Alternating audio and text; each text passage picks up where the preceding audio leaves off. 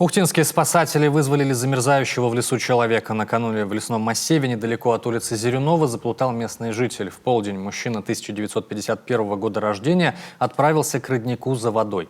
На обратном пути пенсионер заблудился, провалился в ручей, промок и сильно замерз. Около 14:15 он сообщил жене о своей беде. Она обратилась за помощью в службу спасения. На место выехала группа спасателей Ухтинского аварийно-спасательного отряда «Спаскоми». Поиски заняли 3 часа. На поиски выехало 2 спасателей со снегоходом, и организовали поиск в лесу. В итоге была обнаружена отворотка с основной тропы в лес, одиночный след, следы по которой его и нашли. После чего его эвакуировали из леса и передали бригаде скорой медицинской помощи.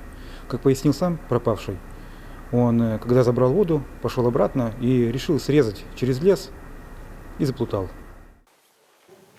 Выяснилось, что пенсионер передвигался параллельно городу и дважды пересекал ручей. Когда мужчину все же отыскали, его состояние было плохим. В ботинках лед, ноги обморожены. Около 6 вечера пациент был доставлен в Ухтинскую городскую больницу с обморожениями. К счастью, стопы врачам удалось сохранить. Сейчас пациент находится в отделении травматологии и получает необходимое лечение. Его состояние медики оценивают как удовлетворительное.